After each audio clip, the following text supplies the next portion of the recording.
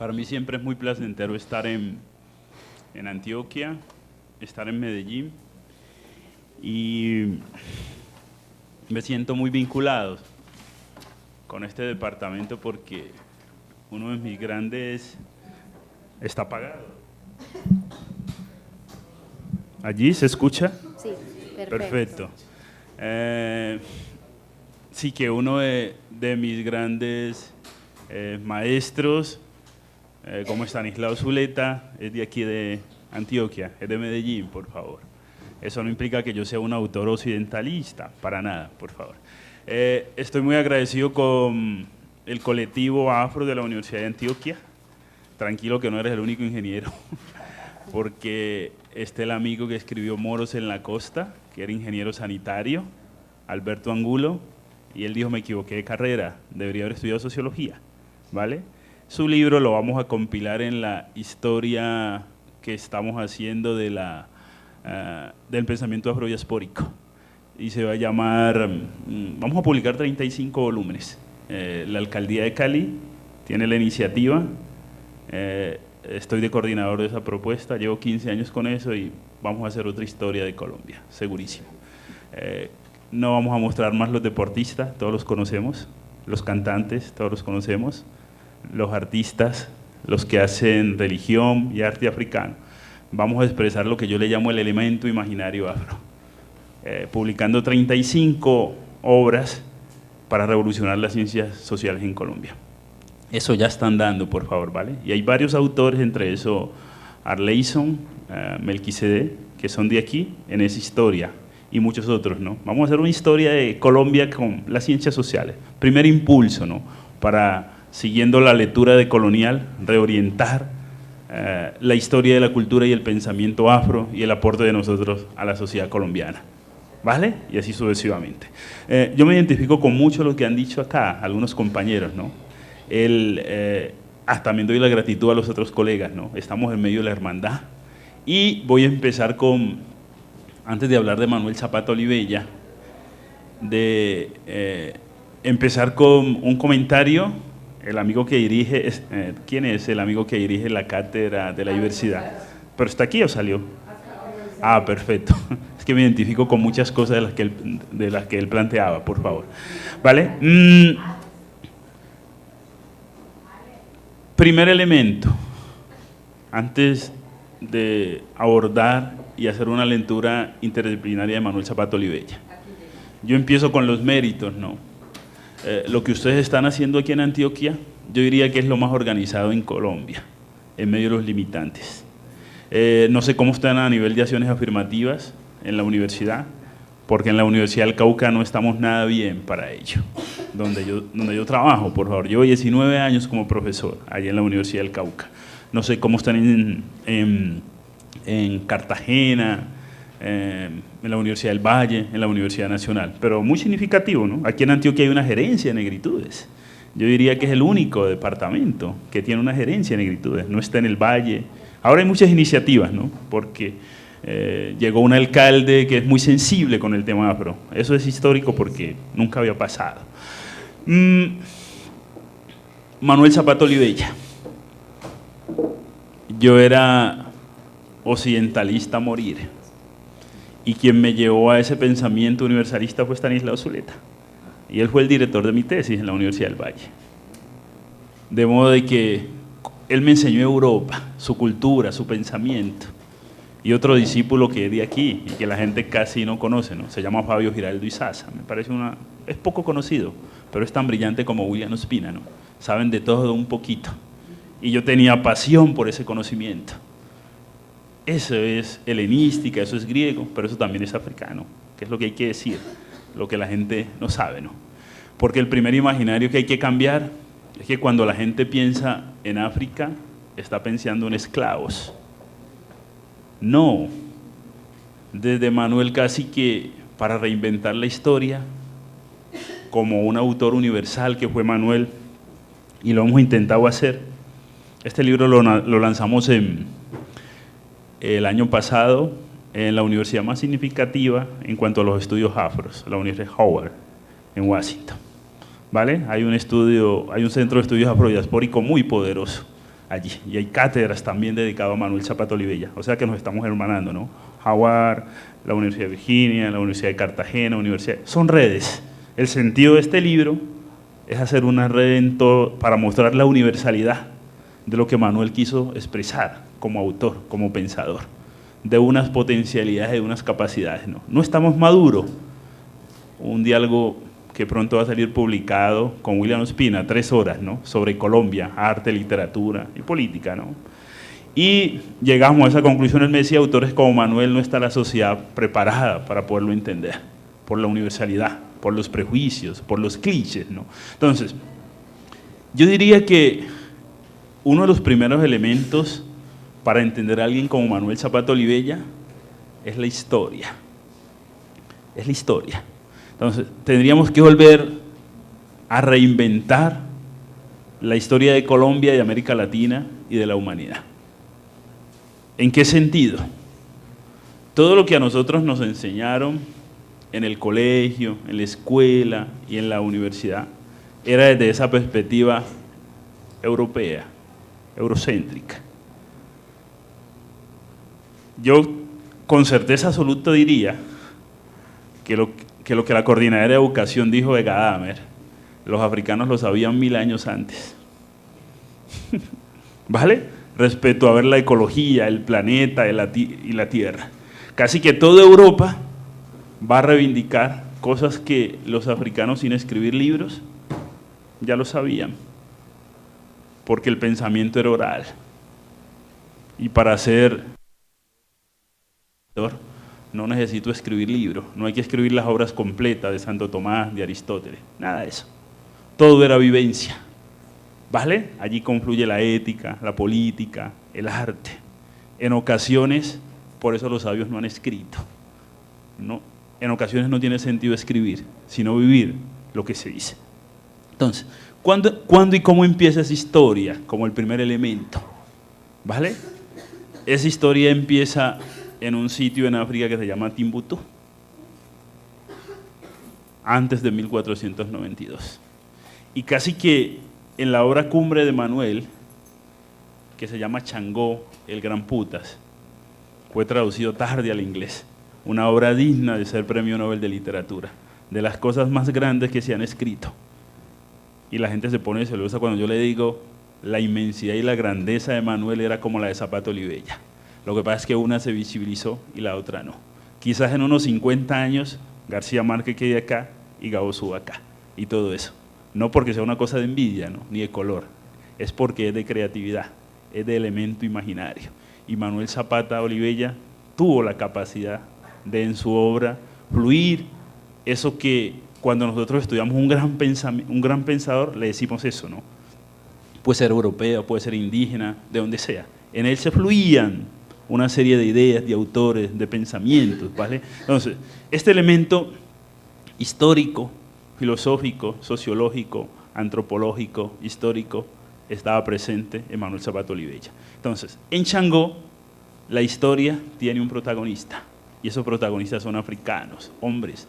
Hay que cambiar el concepto, ¿no?, de ciudadanía. Entonces, y hay que rebatir los libros de historia que siguen presentando estadísticas. No tiene sentido presentar estadísticas, ¿vale? Plantaciones, minas, esclavos. Lo que se trata es de mostrar la creatividad.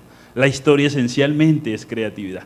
Y esa historia no es frente a estar amarrado, sino soltándose de las cadenas. Allí ya hay un proyecto político. Luego hablo de eso. Me interesa una nueva concepción de historia que se inaugura con él.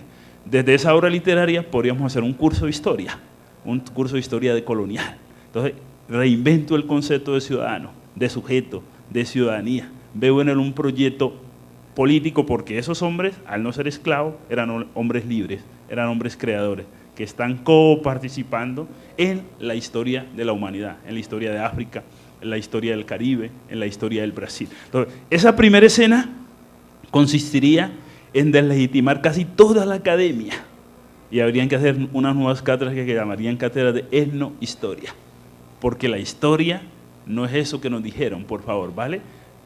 Los historiadores convencionales, y ahí surgieron todos los prejuicios de los historiadores, de los poetas, vieron esclavos, pero eso nunca existió, porque surgió siempre un proyecto político de libertad frente a eso, y autodefinición.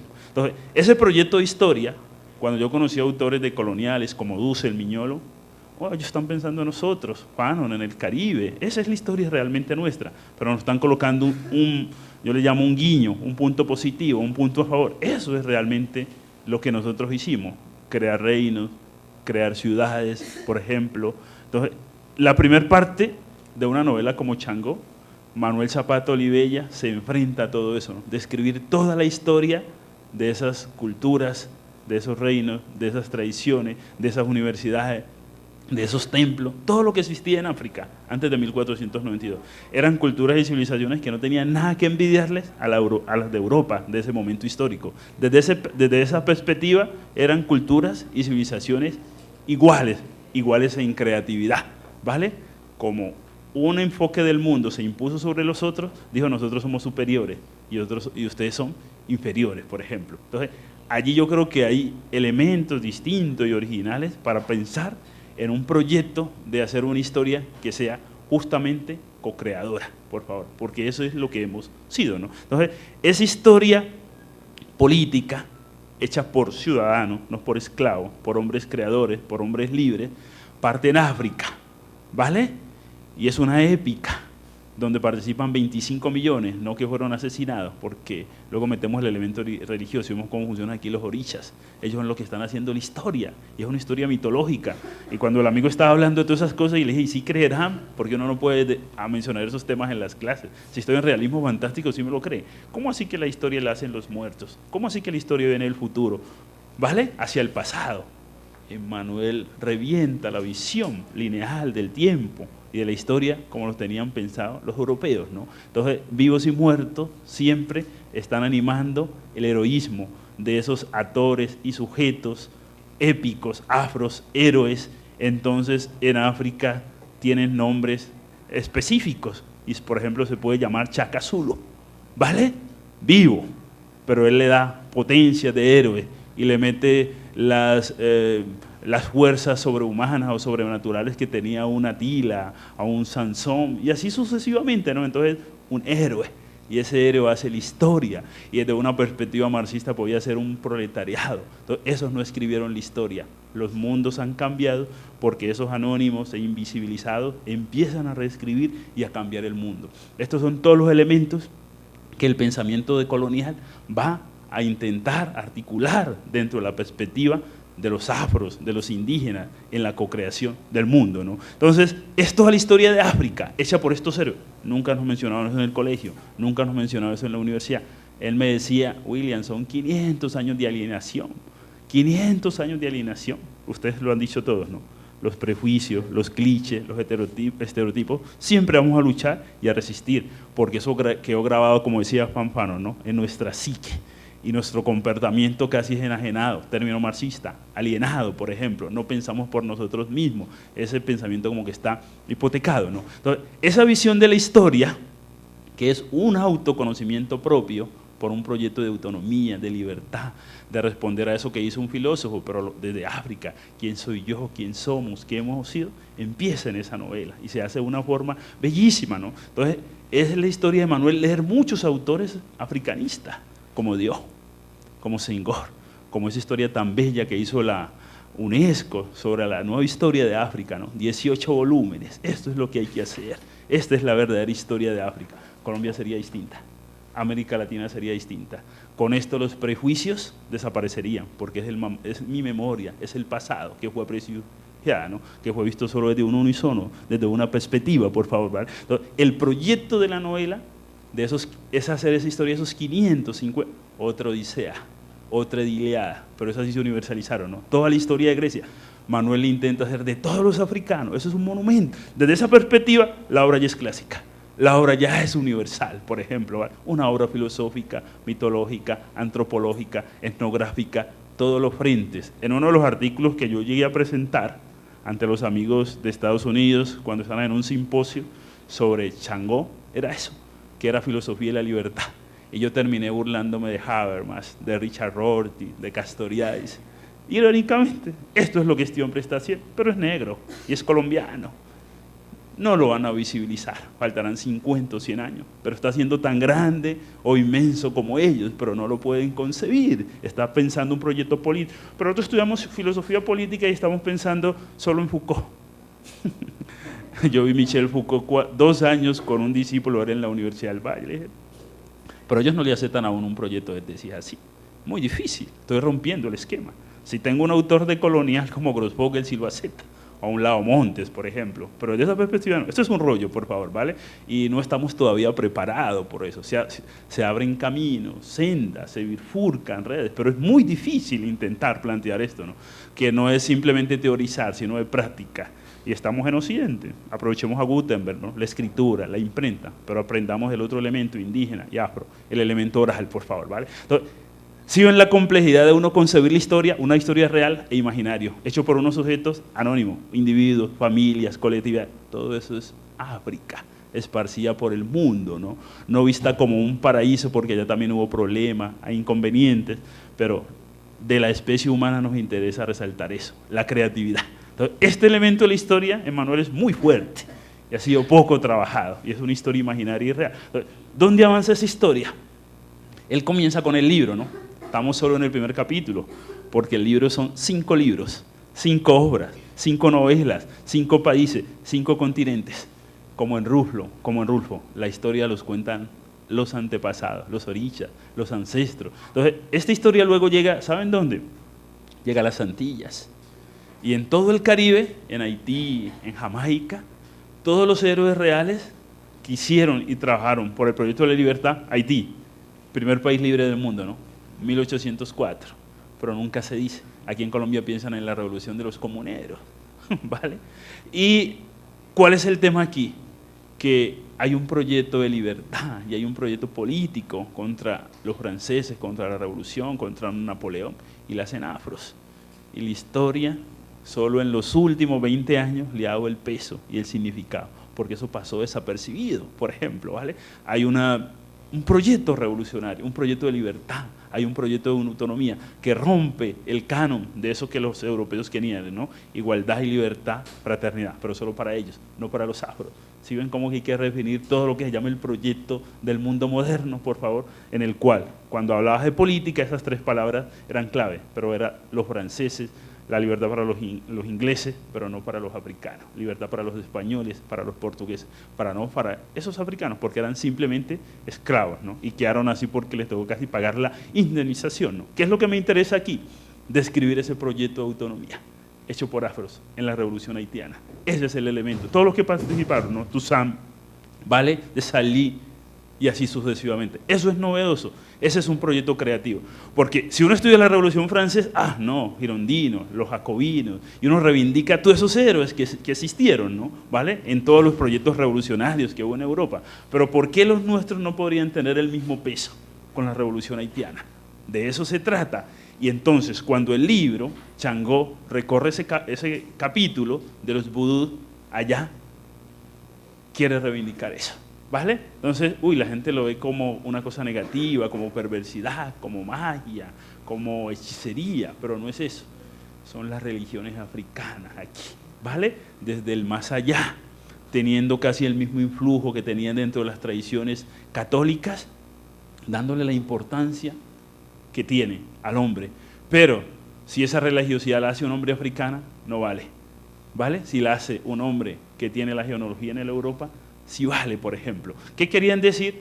Que aparentemente los africanos, el espíritu de la religiosidad estaba distante de ellos, pero no, estaban cercanos a lo divino. Lo que pasa es que son otras formas de concebir el elemento divino y el elemento religioso. Quizás estaban los africanos más cerca de lo divino que ese que lo quería evangelizar. Qué paradójica, ¿no? Qué paradoja, qué contrastes, ¿no? Entonces, un elemento imaginario que luego volveré sobre ello, ¿no? Entonces, ese es el proyecto del libro en las Antillas, en el Caribe, por ejemplo, ¿vale? Y allí también hay un hermanamiento con el pensamiento decolonial, por favor. Reescribir esa historia desde un proyecto político y autonomía hecho por afro, no por esclavos, ¿vale? Quizás por esclavizados, que no quieren someterse y hacen todo un proyecto de resistencia, de lucha, de motines. Otro proyecto comunero, pero distinto, diferente, ¿no? Entonces se reivindica esta porque está en tal fecha, porque está en Cúcuta, porque está en Socorro, porque está en Ocaña, pues ¿por qué no ellos? Entonces, si sale el proyecto de allá, llega al Brasil, Ngungazumbi, y es la historia del Brasil, y entramos a los cimarrones, y entramos a los palenques, y entramos a Benco. Esas historias fueron reales, es tradición oral, pero plasmado. Quizás así se escribieron los libros y las hazañas de los griegos, ¿no? Los Rasop, los Rasodas, los griegos que sabían todos, ¿no? Alguien dice una anécdota, ¿no? Se muere un chamán, un anciano de esa tribu, y es como la quema de una biblioteca, se va todo el legado, la sabiduría y el conocimiento. Entonces, eso pasó en Brasil. Entonces, tiene toda la historia, y los brasileños, cuando leen Changó, es el país donde más trabajan la obra y donde más trabajan a Manuel en toda América Latina, nos reivindicamos. Y ellos dicen, esta es la historia de los afrobrasileros, estos somos realmente nosotros. Entonces, hoy en día están haciendo puras articulaciones. Manuel y tal autor brasilero, historiador, tal novelista, tal antropólogo, porque dicen, él es pionero. Se imagina la cantidad de libros que él leyó sobre la historia del Brasil para poder hacer esa descripción crítica de los afros y su presencia en Brasil. Entonces, esa es la tercera escena del libro, ¿no? Y él toma un personaje que era un lisiado, ¿no? De Minas Gerais, el Alejandriño, el artista que era lisiado.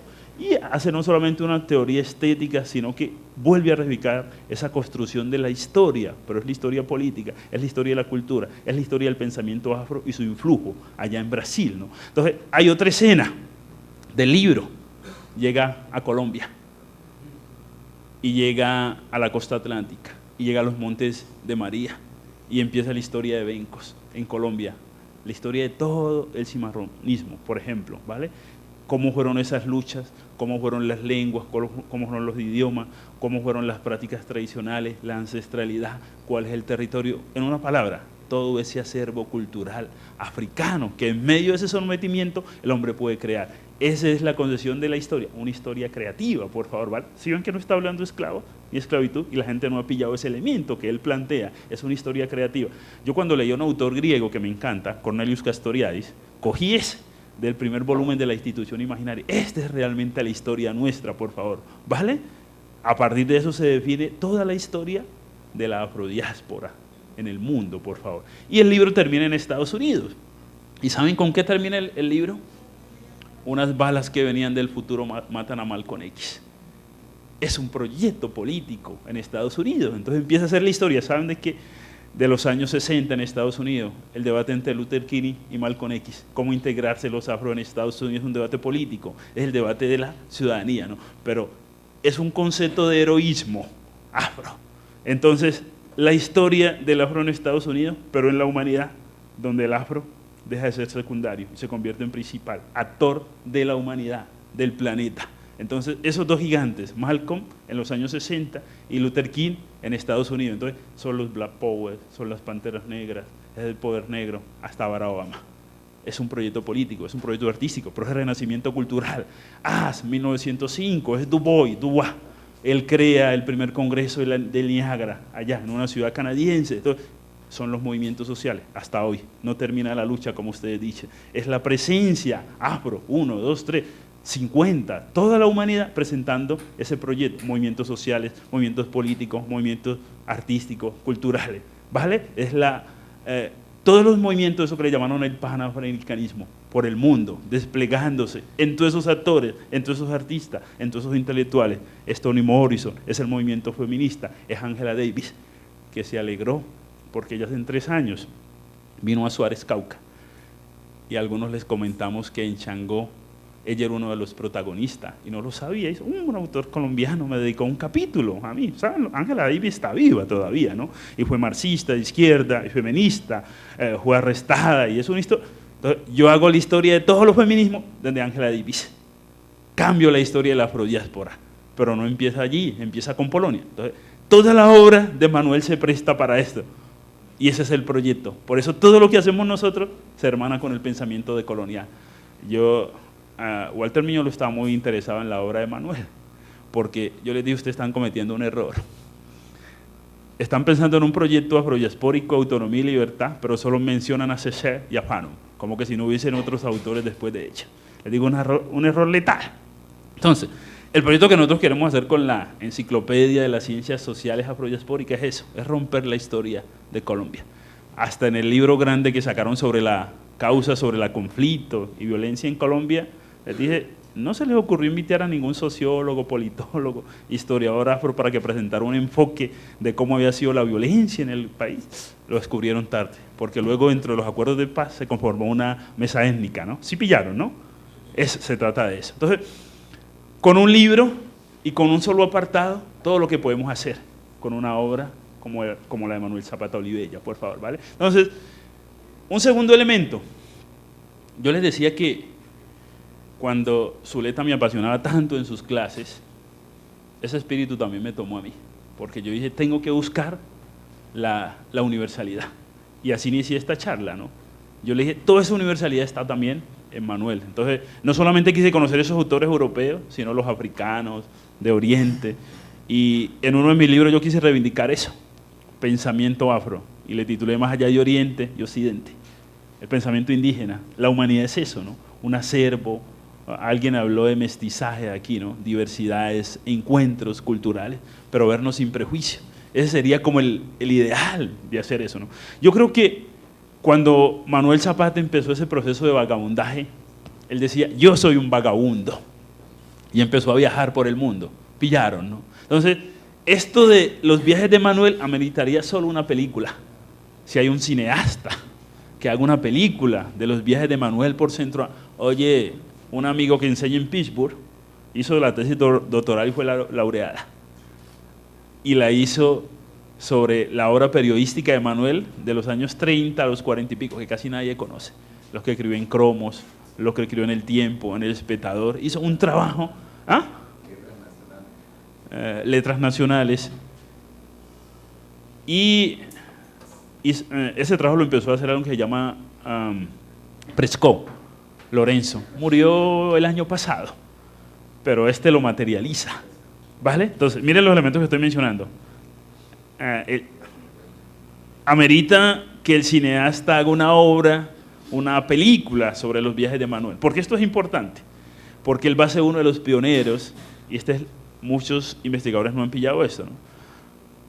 Es casi como un pionero en eso que va a ser Franfano, eso que va a ser César, eso que va a ser el movimiento de la negritud, eso que va a ser ese movimiento de los intelectuales afro que se reúnen en París en 1955, eso que va a ser Presencia Negra en París cuando se reúnen, todos los movimientos de la diáspora, eso que va a ser Manuel en 1943 cuando crea el Día del Negro aquí, con esos intelectuales que venían de Puerto Tejada, con el otro intelectual Córdoba que venía del Chocó, con Artel que venía de la costa atlántica, el movimiento intelectual y académico y político de la afrodiáspora, dándole identidad y ciudadanía. Entonces, los viajes y el vagabundeaje pionero de Manuel Zapata Olivella sirvió para eso, en medio de textos periodísticos y ensayísticos, ya estaba, antes de que tuviese 20 años, todo lo que lo iría a definir como un gran autor y pensador del mestizaje.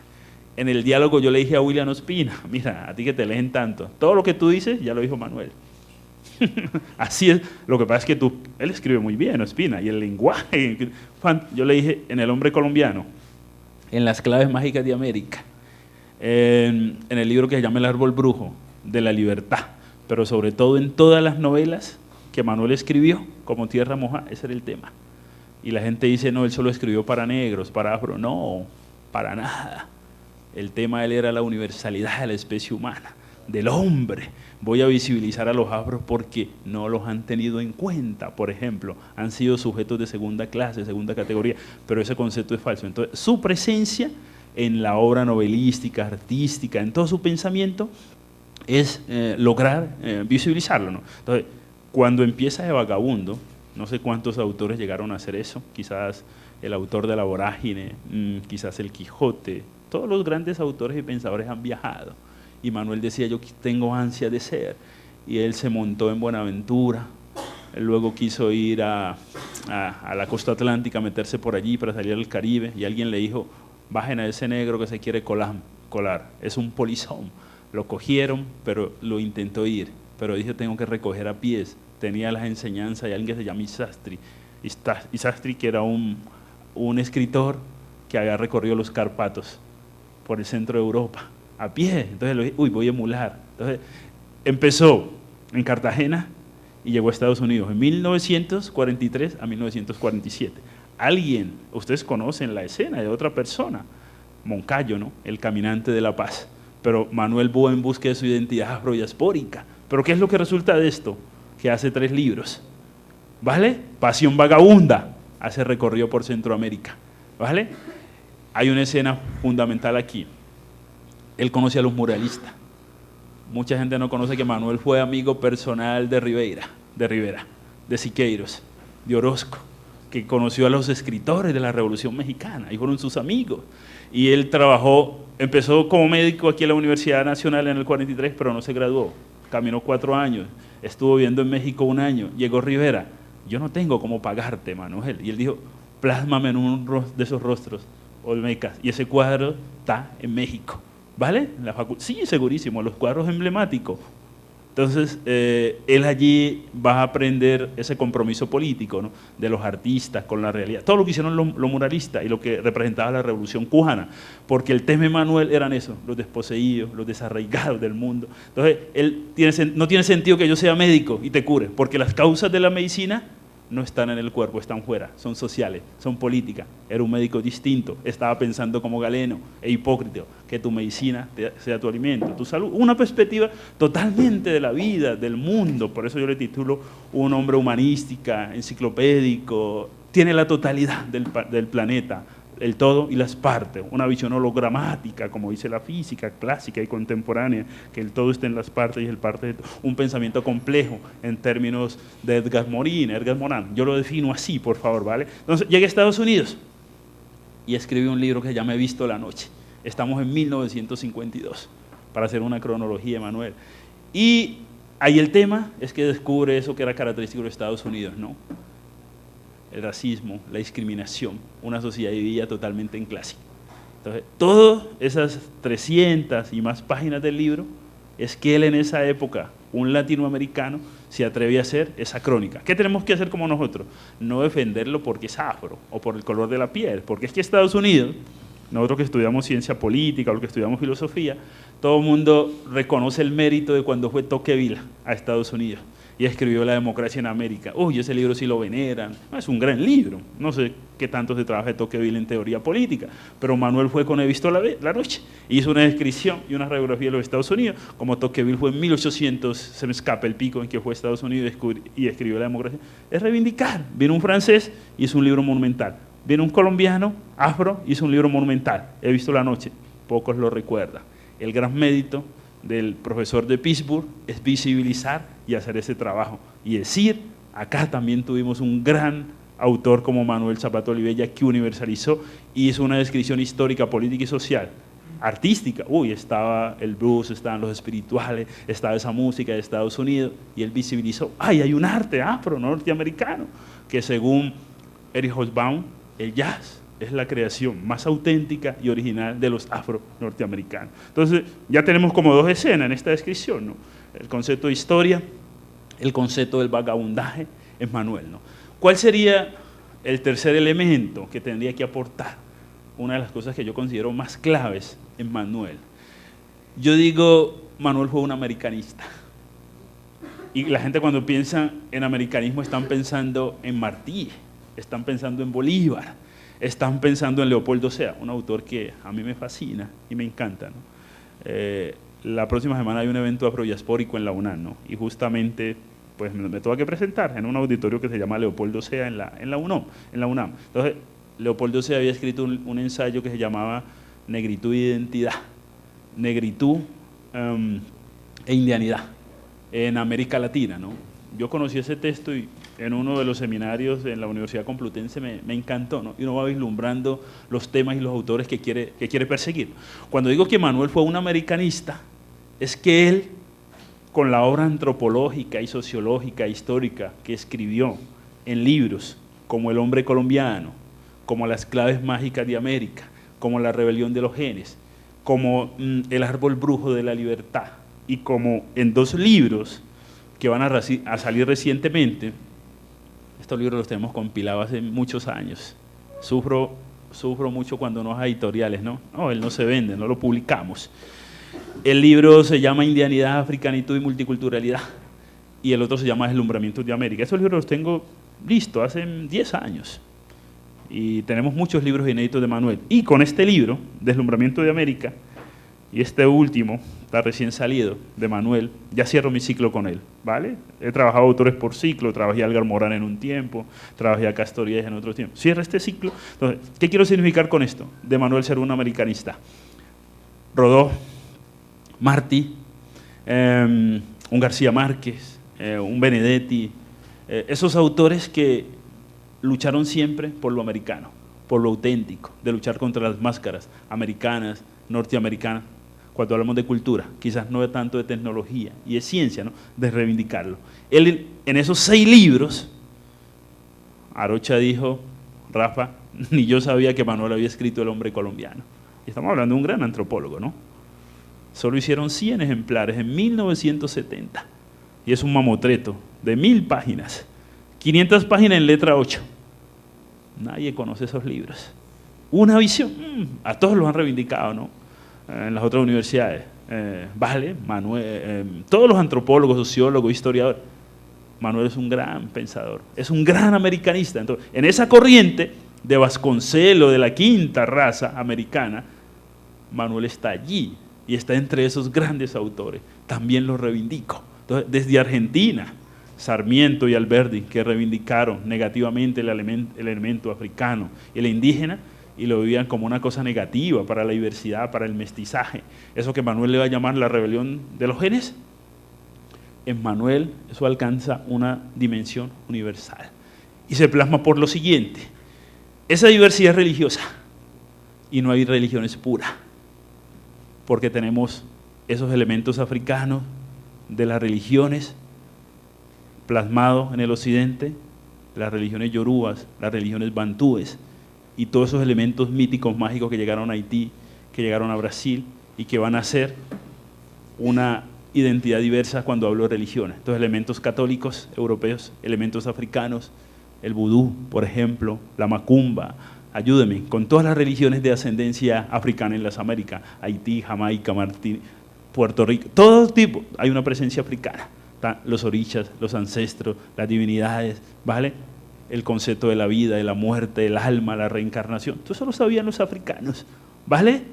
Es una religión donde el hombre no muere, donde el alma está intacta, pasa a otros planos, a la trascendencia, y el Santo Oficio llegó a los africanos y los condenó, a pesar de que haya existido esos que eran altruistas, como San Pedro, entre comillas, y otros. Unas religiones muy poderosas, no hay religiones puras, todas se mezclaron, pero los africanos eran inteligentes, y entonces, si aquí nos toleran que hagamos estas prácticas religiosas, entonces nos volvemos musulmanes, ¿vale? Nos volvemos católicos, cristianos, apostólicos, los que creen. Hoy se llama las vertientes católicas, afros, religiones afrocatólicas dentro de la propia religión. Todo con ese espíritu de la libertad, espíritu de la autonomía, para expresar que las religiones siempre fueron expresiones de libertad, de autonomía, de posesión de un mundo, de un territorio específico, ¿no? No meterse, por favor, ¿vale? Entonces, ahí hay un mestizaje cuando yo hablo de la religión. No es la religión católica apostólica, no viene de allí, hay una diversidad. Y todas las culturas han aportado a eso, ¿no? Religiones indígenas dentro del catolicismo, y así sucesivamente. Entonces, día de la religión, no, día de las religiones, las diversidades religiosas, no se puede imponer, no es un molde, ¿no? Las religiones que buscan religar, palabra griega, el alma con lo divino, y se puede hacer sin intermediario, sin iglesia, porque ahí están los orichas. Los africanos terminan siendo panteístas, ¿vale? En todo hay dioses, todo está preñado de dioses, por eso no necesitan un libro que sea sagrado, y eso el colonizador no lo pudo entender. Pillan cómo funciona todo esto, ¿no? El hecho de bailar, de mover el cuerpo, allí, como dijo el filósofo griego, Tales, cuando cayó a un hueco, ahí también habitan los griegos, los dioses. Para los africanos eso siempre fue real, verídico, claro y paladino, por favor, ¿vale? El templo es uno, el templo lo tiene en el corazón, pero tiene un núcleo más profundo, el espíritu. Eso se une al gran todo, al gran orisha, a Odurmaré, el dios de los dioses, ese Zeus. Si pillan, ¿no? Catolicismo, África. Hago una síntesis. En uno de los libros, el que yo más reivindico, el pensamiento afro, eso es lo que intenté hacer, una simbiosis absolutamente de todo. Y si yo paso el lenguaje, tengo lo mismo. Rafa, que acaba de hacer su tesis de esto en la Universidad del Valle, no hay lenguas puras, todas están mezcladas. ¿Ustedes saben cuántos elementos africanos hay en el castellano para que la gente reivindique el idioma como algo propio y puro? Tampoco debería existir el Día de la Lengua, el Día de las Diversidades, para reivindicar esos elementos ignorados, las lenguas indígenas, las lenguas africanas, y no solamente el castellano, ¿no? ¿Cómo se plasmó eso? En el arte y la literatura, lo va acercando Hilario Besa, porque aparentemente la gente se burla de cómo hablamos nosotros los descendientes de africanos, pero nos tengo que aprender la lengua por nuestra propia cuenta. ¿Se imaginan la osadía? Pero la gente ve que un inglés está aprendiendo a hablar castellano y se alegra, pero si ve a un africano que está intentando o no pronuncia bien las palabras, aparentemente se burla de ello, ¿no? ¿Sí ven los significados imaginarios? ¿Cómo funcionan? Y así, ¿qué quiero decir con esto? Que todas las lenguas son diversas. Y si la Universidad de Antioquia está fomentando eso, bienvenida. Okuka, Banay, Chivana, Kikina. Podríamos, ¿por qué solo si aceptamos portugués, inglés como segunda lengua? Me parece genial esto. Hay que hacerlo en la del Cauca, que den clases en, no sé, en Guambiano, en NASA, el departamento más diverso, pero varios de los profesores se oponen a que afros e indígenas en los cursos de estudios culturales no sean profesores y participan solo ellos y siguen aplicando el pensamiento colonial. Y muchos que vendemos eso nos tratan de racista. Increíble, ¿no? Ya cambiaron los tiempos, en la universidad también debería ser eso, ¿no? Muchas, todas las etnias, todas las culturas, en lo político, todas las etnias, todas las culturas, en todos los cargos, mujeres, eso. Yo visualizo el mundo así. Esa es una verdadera diversidad, esa es una verdadera multicultural. En esto es que Manuel también fue pionero. Entonces, si Martí dijo en 1896 América mestiza, Manuel intentó ser fiel a eso. Si Vasconcelos lo dijo en México, por mi raza hablará el espíritu, pero hablará el espíritu de los afros, de los indígenas, de los mestizos, de los que no tienen voz, de los que no lo han escuchado. En ese sentido es que es mestizaje, en ese sentido es que es diversidad. Porque alguien podría decir, en Colombia, a nombre del mestizaje, claro, cualquier líder político dice, no, aquí hay diversidad, pero no, es una trampa, ¿no? Si ven hacia dónde apuntamos con esto, desentrañar las máscaras del verdadero mestizaje, ¿vale? Segurísimo. Entonces, en eso Manuel fue un pionero. Entonces, fue crítico de Faustino Sarmiento, fue crítico de Alberdi, de esos que defendían la pureza en la lengua, en la raza, y que estando aquí, en Argentina, en América, decían, veneramos todo lo que hagan los europeos y les abrían los brazos abiertos, ¿no? Entonces, esos intelectuales, esa expresión, muchos líderes políticos, muchos intelectuales, muchos académicos, lo llegaron a expresar y a materializar. Muy bien, entonces, ese es el segundo elemento, ¿no?, de la diversidad y de la identidad es Manuel Zapata Olivella. Podríamos tocar un cuarto elemento, que son sus novelas. Y si ustedes me dijesen, tengo tiempo, ¿no? ¿Sí? Termino con esto y pregunta. Listo. En el género la novela, por favor. Entonces, ¿qué tendríamos aquí? Hacer un diálogo entre Manuel Zapata y García Márquez. Y es decir, uno inventó, esto es escandaloso lo que les voy a decir, ¿no? El realismo mágico no nace con García Márquez, nace con Manuel Zapata Olivella. En el primer sitio donde las casas se levantan es en una novela que se llama Tierra Mojada, de 1943. Pasa que son libros que la gente no ha frecuentado. Como cuando la gente lee determinados autores y dice, uy, ese autor tan original, pero eso lo dijo ese, cambió el lenguaje, cambió las palabras. Los norteamericanos sí se dieron cuenta, por eso le dan el peso que merece Manuel Zapata Olivella allá. ¿Vale? Allí se levantan las casas por vez primera. Les voy a decir una cosa que no debería decirlo en público, pero la misma empresaria cultural de García Márquez, era una, se me escapa, la de Cataluña, Mercedes, y quiero que ella dio la orden, publiquen toda la obra de Manuel, y uno de los que se opuso fue García Márquez, les confieso eso, aunque ustedes lo crean, ¿no? Pero cuando estaban en París, Manuel ayudó a García Márquez y se vinculó a los grupos de Elías Zapata Olivella y recorrieron Europa. Mejor concurso de agrupación de orquestas folclóricas. Cuando García Márquez empezó como periodista, esto sí lo dicen Vivir por la Contarla, él dice no, fue García Márquez, fue Manuel Zapata Olivella, que era encargado de buscarle trabajo a todo el mundo, quien me recomendó para que yo empezara allá en el Heraldo de Cartagena a ser periodista, ¿no? Entonces, esas deudas, cuando Manuel estuvo muy mal y quiso recurrir a él para que diera el empujón en este mundo académico, literario, no se pudo, no se dio, nunca se plasmó. En los concursos literarios siempre Manuel quedó segundo. 1974, 6 barras. Primero Mario Vargas Llosa, segundo Manuel Zapata Olivella. Premio colombiano, primero García Márquez, luego Manuel Zapata Olivella. Y cuando uno revisa la obra, ustedes me dicen, compara el libro En Chimá nació un santo. Qué cosa tan elevada. Germán Espinosa dijo, si de novelistas se trata en Colombia, Manuel y yo. Mucho ego, mucho ego. Los pesos pesados. No, lo que pasa es que hay gente que no tiene publicidad y periodista y los medios y escribe aislado y no hay editoriales y se tienen que decir muchas cosas y no se dicen. No lo estoy defendiendo porque sea afro. ¿Vieron mi rotura? Yo que tengo los cuadros de Cornelius Castoriad en mi casa, los de Edgar Morin, los de Aristóteles, los de los padres, todos esos cuadros los tengo. Pero ya le unía de todos los de la afro, ¿no? Los de Stuart Hall, los de Manuel, los de Césaire, los de Fanon, los de estos autores afro. De eso se trata, ¿no? Equiparar los autores, no defenderlo por el color de la piel, por la creatividad, por su obra, por su contenido, por su pensamiento. Se trata de eso, ¿no? Entonces, desde el punto literario, Manuel es de los pocos que cultiva todos los géneros literarios. Pocos conocen Las fábulas de Talamameque, un libro de hecho de literatura infantil. Nadie conoce esos textos. Escribió un libro de cuentos de muerte y libertad. Son libros de 60 que no volvieron a ser editados. Quizás en la librería Merlín se encuentren ahí en el centro de Bogotá. 2, 3, un ejemplar. Increíble. Su obra quedó embargada, ¿no? Detrás del rostro, que también recibió un premio.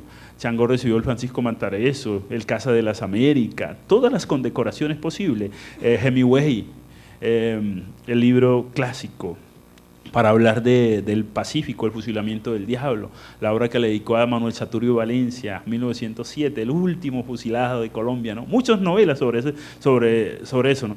Otra fisonomía de sus libros, lo que hace en La calle 10. Todos mencionan los libros sobre la violencia en Colombia y sobre el Bogotazo y sobre Gaitán, pero después de el libro El Día del Odio, Osorio Lizarazo, gracias.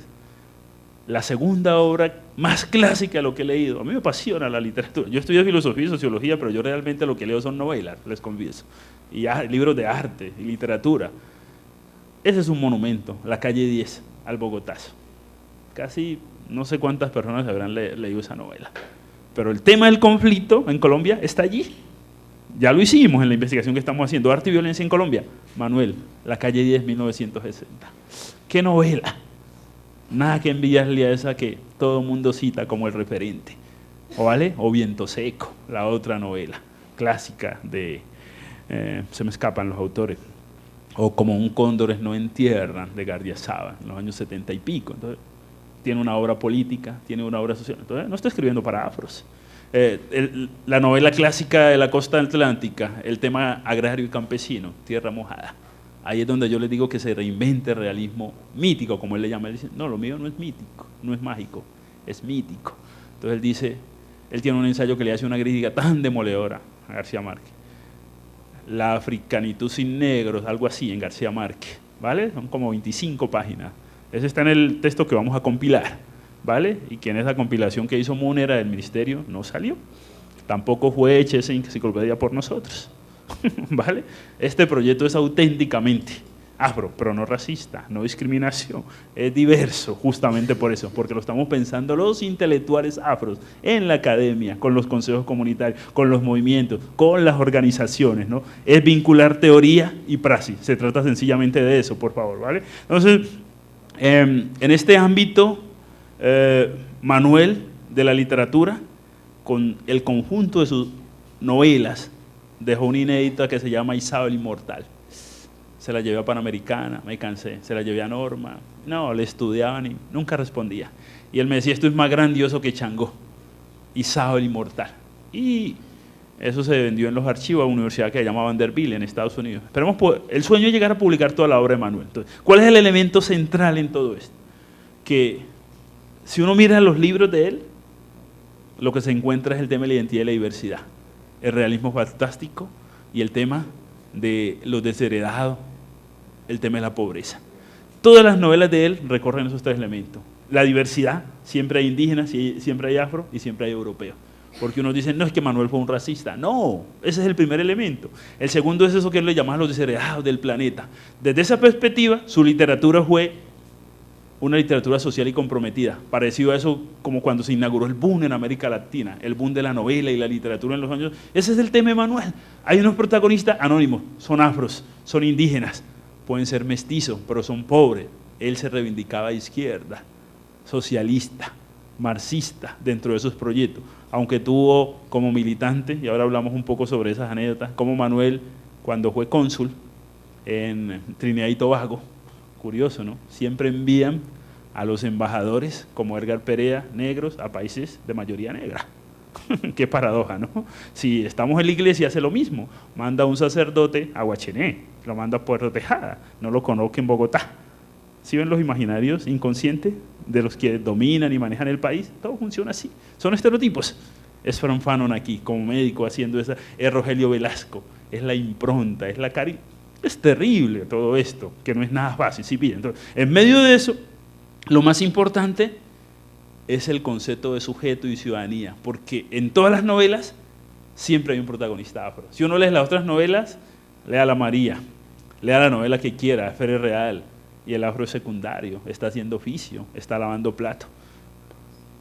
La negra aceptaba esos puestos, ¿no? Ella vive muy cerca en Jamundí, de donde vivo yo, pero no es el puesto. Aunque mi amo me mate a la mina, hasta esas letras de la música ya hay que cambiarlas, porque es la insumisión, es la rebelión, es el elemento imaginario, es la resistencia. Y la lucha continúa, pero en otros frentes, el académico, en la universidad. Manuel decía, las nuevas luchas tienen que darse en la academia.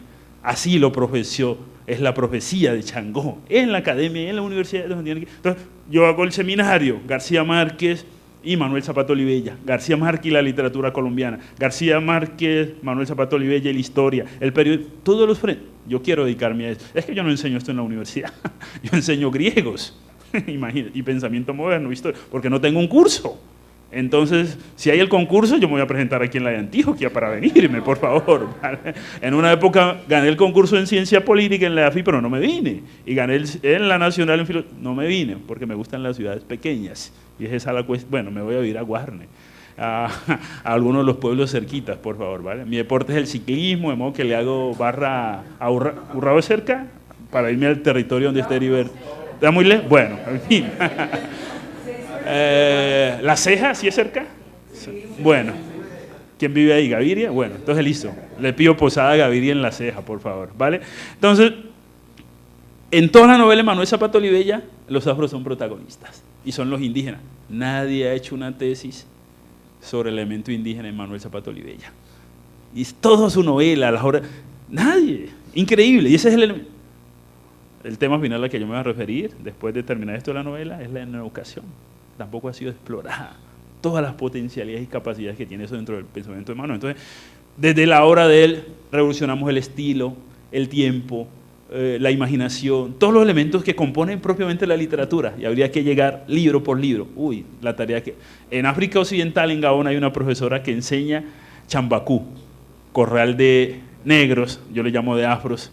Él me dice, yo estaba alienado, y no debería usar el término negro, sino afro. No quiero hacer ese debate, ¿no? Negritud, diasporidad, tenemos que pelear aquí con Restrepo, con Arocha, con todos los que dicen gente negra en Colombia, término que yo casi nunca he compartido. Y eso es un debate, no lo quiero hacer, no alcanzaríamos a dar ese debate histórico, epistemológico, sociológico, bueno, todas las implicaciones que eso tendría, la historiosidad del lenguaje, de los conceptos, porque la lingüística estudia eso, ¿no? Que las palabras hagan alusión a los nombres que mencionan, ¿no? Las palabras y las cosas. Así hay un libro clásico de un filósofo, pero no es para hacer alusión a lo que dice ese filósofo, es desde una perspectiva afro, cómo analizo yo las palabras, las cosas, los nombres, el lenguaje, el hecho de la significación. Otro tema, el lenguaje. Quizás sea el tema del amigo que está investigando todo esto en los colegios, ¿no? Cambiar la historia, tiene que ver con cambiar los nombres, eso tiene una historia. Entonces, ¿cuál es el siguiente elemento? Manuel como intelectual, como ciudadano, como hombre público, como político. Entonces, imagínense lo que él hizo en Letras Nacionales. Todo el mundo habla de mitos y tiene la historia, todas las revistas grandes, uy, García Márquez no sería sin esto, o como ahora William Ospina no es posible sin su revista que creó Número, o bueno, todas las tendencias, ¿no? Estaban hablando de Montoya, estaban hablando de Vázquez, los escritores nuevos de Antioquia, y siempre hay una revista, hay un periódico, o Faciolince sin El Espectador, y así sucesivamente, ¿no? sin la otra revista en la que y así sucesivamente. Entonces, Manuel hizo una ruptura cuando crea Letras Nacionales, y su tema es el nacionalismo, fomentar para que los escritores de la costa, del Pacífico, los que no pueden que sus libros circulen, se conozcan, y él creó la revista. Allí llevó a Gardiazabal, León de Grey, bueno, todo lo mejor de la poesía y la literatura en América Latina, los llevó allí, y ahí escribió Óscar Collazo, escribió Fallá, cantidad de escritores. Entonces, ese trabajo también está por hacer. La presencia de Manuel y Letras Nacionales. Salieron 20 números, duró casi 20 años esa revista, y él trabajó allí en esa. Entonces, las revistas están.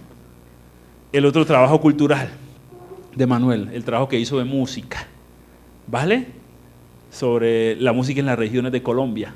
Eso creo que está esa colección creo que está no recuerdo dónde está. Es un programa radial, y salieron 500 programas radiales sobre música y tradición oral en Colombia, ¿vale? Hombre de una vastacidad de pensamiento terrible. Todo lo que saldría allí se llamó La Identidad en Colombia.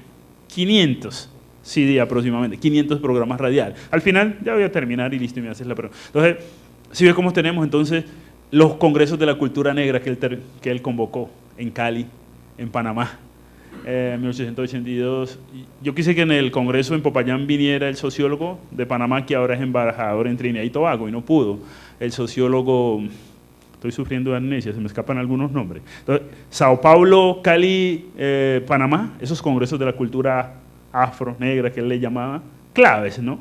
Entonces, ¿cuál era el proyecto? Reivindicar lo de Du Bois, reivindicar lo de lo de Fanon, reivindicar lo que pasó en el Chocó, el congreso de la población afro-raizal palenquera, unirnos, organizarnos en todos los frentes, las asociaciones, las redes, llevar ese proyecto, esos movimientos sociales, eso fue lo que Manuel hizo. Entonces reunió lo mejor de la afrodiáspora en Brasil, en el Caribe, en América Latina. Comuniquémonos, encontrémonos en la academia, en la plaza, en la ciudad, en el ágora, en este auditorio, donde ustedes, pero encontrémonos para discutir, para debatir, para contextualizar, ver nuestra presencia en Colombia, en América Latina, en el planeta entero, ¿vale? Entonces, por eso organizó todos esos congresos de la cultura, iban todos esos intelectuales que así, entonces lo continuaron esas otras universidades, por eso casi en todas las universidades americanas ya hay un centro afro, un centro de estudios afros, ¿vale? Y están haciendo libros clásicos sobre estas temáticas, por ejemplo, viendo que esto sí es importante, que sí es significativo, que sí es relevante estudiar la etnicidad, que es importante estudiar la historia, que es importante estudiar las tradiciones, o como hace Escobar, el concepto de territorio y territorialidad que él plantea, el epicentro es el Pacífico, y lo difunde en Estados Unidos, como autor que pertenece a este proyecto de colonial. Quizás esa idea del buen vivir se ha tomado el Muntú, el hombre articulado a toda la creación, a todo el planeta. Eso es lo que significa, estamos hermanados con todo. El hombre no es el mayor de las criaturas, ni el más grande en la creación. Es ínfima, es insignificante. Y él con su ego creyó que era el superior. Con ese concepto yo defino todo un proyecto ecológico ambientalista. Desde esa perspectiva, fueron ambientalistas los africanos, ¿vale? Cuando tú estás pensando en el árbol, yo estaba pensando pero en la ceiba, que es el árbol boabá, el árbol de la memoria, donde estaban los ancestros, los orichas. Hay un libro muy interesante, lo hicimos en el libro, ahí está El árbol brujo de la libertad, de Manuel, proyecto político afro, pero el escritor que se llama de Cartagena, hombre, que escribió un libro que se llama La ceiba de la memoria, es para reivindicar eso. ¿Ah? Burgos Cantor, es reivindicar eso, ¿no? Esa ancestralidad africana, ese elemento imaginario. Eso es lo que realmente somos, expresamos y nos manifestamos. O sea que, como intelectual, lo ecológico, solo un apunte final, la gente dice, el romanticismo lo inventaron los europeos. Y menciono una serie de escuelas, ¿no? En la filosofía, en la literatura, menciono en filosofía Rousseau, en poesía menciona a Lord Byron, a William Blake, William Carlos Williams. Estos fueron los románticos. Ya los africanos habían inventado el romanticismo, pero sin libros. O los indígenas, somos hijos de las estrellas, el panteísmo, eso, a través de mitología, pero eso le dijeron, eso es fábula, eso es cuento. Claro, desde el fábula estaban hablando de filosofía, de mitología, eso no ha sido entendido, porque cuando uno estudiaba en la universidad le decían eso, no, nació la filosofía porque nació la razón, falso, Es justamente en la mitología cuando se reinventa absolutamente todo y se crean las epopeyas. Entonces el gran pensador quizás no es Tales, es Hesíodo. Hay que redefinir absolutamente todo. Hablando en Occidente, por favor. Entonces aquí tenemos toda una mitología de la afro-diáspora, una mitología indígena, eso no le paran bola. Dicen, no, eso no es ciencia. Antes eso marca unos límites de la ciencia y la racionalidad occidental, porque eso no se describe con fórmulas, eso se describe con sensibilidad. Y la sensibilidad no queda en la psique, la sensibilidad queda en el corazón. Y los africanos y los indígenas hablaron con el corazón. Tampoco ha sido eso entendido. Entonces, la vida pública de Manuel, termino con esto, fue un ciudadano, fue cónsul en Trinidad y Tobago, por favor. Manuel responde a esa gran tradición de esos intelectuales. Uno piensa en Jean-Paul Sartre y dice, uy, el existencialismo, qué intelectual, ¿no? No recibió el premio Nobel. Manuel creía que la literatura no podía ser pamfletaria, pero que toda literatura tenía que ser comprometida, todo arte tenía que ser comprometido, toda la novela tenía que ser comprometida. Y él le llamaba a los novelistas de América Latina alienados, toma el término de más, enajenados, porque si no tenían conciencia de su condición étnica y racial, no podían escribir. Y él dice, la mayoría escribe en ese contexto, entonces no conocen ni a los indígenas ni a los afro. En esa perspectiva criticó a todo el mundo de América Latina, de Argentina hasta México, y se reivindicaba con esos autores, esos escritores, esos novelistas, para el cual la identidad y la diversidad era uno de los principales paradigmas y referentes para poder tener una imagen de Colombia y de América Latina y de la humanidad. De modo de que yo celebro que este tipo de actos se puedan llevar a cabo, porque estamos reivindicando un autor humanista, enciclopédico, un gigante del pensamiento colombiano, americano, de la afrodiáspora y de la paz. De la paz. En la escritura de Manuel, esto de que tanto se habló hoy en Colombia, converge, porque eso era su canto y su escritura, una hermandad, que las razas se mandaran en un autiburrillo. Él le llamó la rebelión de los genes, vernos y articularnos, mezclarnos, hacer una simbiosis, pero sin ningún prejuicio. Quizás la humanidad aspira a eso, y ese es recoger el legado del mundo, en medio de nuestros genes, la sangre, de la cultura, de la identidad, del territorio, la ancestralidad y la memoria. Eso es lo que todos somos, aquí en Colombia y en el mundo entero. Muchas gracias y un placer por haberme invitado.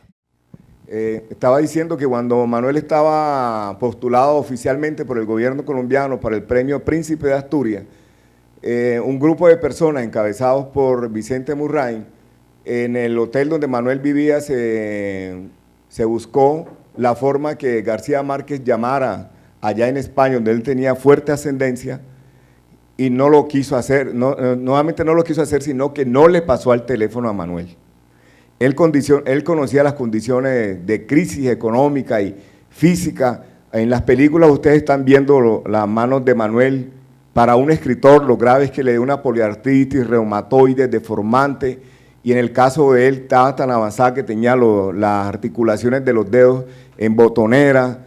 Manuel andaba con prótesis, Manuel no podía escribir, tenía una persona quien le dictaba y escribía, y después eso lo pasaban al computador. El esfuerzo que tenía que Manuel era muy fuerte, y en la exposición que voy a hacer mañana, o yo no sé si ahora en la tarde alcanzo, cuento cómo Manuel, ya por esa dificultad para desplazarse, además con la biblioteca de él secuestrada en el hotel Santa Fe Colonial, no podía acceder a sus libros para hacer citas exactas. Él se acordaba del autor, pero no se acordaba de la página. Entonces decía fulano de tal, y en algunos casos sabía los años. Manuel nunca acusó, por lo menos exteriormente, ese sentimiento que él debería tener frente a García Márquez. Pero la vida da vueltas y vueltas. El papel que está cumpliendo William Mina frente a la obra de Manuel Zapata Olivella lo cumple frente a la de Gabriel García Márquez, Rafael Jiménez Padilla en Santa Marta. Un día yo concreté a Rafael, con quien tenemos una larga amistad. Mira, frente a estas cosas entre Manuel Zapata y García Márquez, ¿qué pasó? Me costó mucho, pero lo puse contra la pared y terminó contándome. Yo le hablé de eso a Gabo, y él me dijo, mira, Rafael, si tú quieres llegar, cuando llegues a la cima, no mires para atrás. Esa fue la explicación que dio Zapata. ¿Por qué no movió, que dio García Márquez? ¿Por qué no movió un solo dedo? y García tenía la plata del mundo, y Manuel pasando las de San Quintín, que al final le dieron una pensión de jubilación vergonzosa, después de que vino de Trinidad, donde estaba agregado cultural. El Estado colombiano no encontraba la forma de cómo darle una pensión, y quitaron en esos días la ley que decía que cada un libro escrito equivalía a un año para la pensión de jubilación. Entonces, gracias a la intervención de este parlamentario, el que quedó segundo después de Zulia, ¿cómo se llama? El de Tadó, Agustín, a Manuel le dieron una pensión que es una vergüenza, una cosa pírrica, para un hombre tan grande que aportó tanto, le dieron una pensión de un salario mínimo. Yo el comentario que tengo que hacer tiene que ver con que, bueno, hay celos entre escritores, pero ese premio Príncipe de Asturias, que hubiese podido mejorar la vida económica de Manuel, porque murió como nuestro gran dirigente, ¿no? Amir Smith, Córdoba, en la pobreza rotunda. Si el guiño lo da García Márquez, se lo dan, estoy de acuerdo con eso. El mundo literario, ustedes saben cómo se juega, se funciona, ¿no? Entonces, como el ámbito de los deportes, tengo que tener un excelente empresario, el que maneja las editoriales y todo eso, le hacen publicidad, se vuelve famoso, el que aparece en los medios de comunicación, bueno, se crea todo un marketing en torno a esa cuestión, ¿no? Yo pienso que Manuel cometió un error y fue haberse quedado en Colombia. Si él se queda en España, en los años 60, cuando escribió Detrás del Rostro, cuando estaba escribiendo a la altura del boom literario, cuando había escrito ya En Chimá nace un santo, cuando ya había escrito Chambacú, cuando había escrito los cuentos de muerte y libertad, toda una obra estaba dentro de los cánones, dentro de los paradigmas europeos. Él hoy sería un autor universal, si hubiera quedado en Barcelona, Madrid, o si se hubiera quedado en Estados Unidos. Él fue varias veces profesor invitado, ¿no?, en Estados Unidos. Lo que pasa es que él se encontró con una encrucijada, ¿no? Ustedes ven que él se definía a sí mismo como un vagabundo, ¿no?, un viajero. Y él dice, yo envié tantas novelas a los concursos y siempre quedé segundo. Todos los concursos literarios, siempre segundo. Y él dice, 20 años viajando para poder escribir Changó, ir a África y al Caribe. O sea, que el dinero que casi que ahorró lo gastó en viajes. Y fue alguien que llegó a una edad madura y no tenía pensión. Y uno dice, uy, pero él era médico, porque él se graduó de médico cuando llegó a Estados Unidos. No solamente en ese ámbito hubiese cultivado todo un público de lectores a nivel nacional. Ustedes saben que vivimos bajo el reino de las máscaras, nuestra tradición es europea, occidental, y a uno le colocan el guiño en Estados Unidos o Europa, y ahora sí le creen. Por eso la gran literatura colombiana se ha hecho en exilio. El mismo García Márquez, Rafa, México, Álvaro Mutis en México, William Ospinas allá, Afacio Lince en Italia, y así sucesivamente en España. Los grandes de la literatura y el pensamiento en Colombia se han hecho en el exilio, fuera. Gran parte de la intelectualidad colombiana se hizo en México, en el exilio, y así sucesivamente. El otro elemento de Manuel, claro, es la cuestión que usted, aunque usted no lo crea, ¿no?, el étnico, el racial, todo eso lo marcó, segurísimo. Entonces, pues seamos optimistas, Rafa, de que vendrán mejores tiempos, un optimismo marcado por el toque de la musicalidad, de la expresividad de la afrodiáspora, porque no fue oído en su momento oportuno. Bueno, otra pregunta por acá. Primero, muchas gracias por por ponernos como al día. Muchas gracias obviamente a quienes te tienen acá y a esta, pues, a la organización de este espacio. Yo llego acá con mis estudiantes de fotografía, un poquito descuidados, pues como tratando de entender un poquito más, de abrirnos un poquito las perspectivas. Al respecto del pensamiento continental, hay alguien que me parecería muy bacano si puedes ayudarme a entender si entra en los trazos de viajes de Manuel Zapata, que opone el pensamiento del archipiélago al pensamiento continental. Es un poeta de Martinica que se llama Edouard Glissant, que no sé si lo conoces, porque me parece que ellos de pronto en los 60s o 70s se debieron haber cruzado en Europa, especialmente por el proyecto de las revistas que mencionas. Eso es un proyecto que tiene unas símiles en otros lugares y que bueno, eso por ahí yo no sé si tú lo has oído mencionar. Glissant, poeta de Martinica, escribe acerca de las relaciones y opone al pensamiento continental el pensamiento desde el archipiélago. Y es muy bonito porque pues, si uno piensa en un lugar común, ese es el lugar, el Caribe. Y es la manera como de explotar esa cosa continental, ese pensamiento continental, ese pensamiento hegemónico continental. Y por otro lado, mencionaste el tema de los 500 programas de radio. A mí me interesa mucho la radio, hago radio en internet. Me gustaría saber si ese archivo es posible acceder a ese archivo. Exacto, y poderle dar más difusión.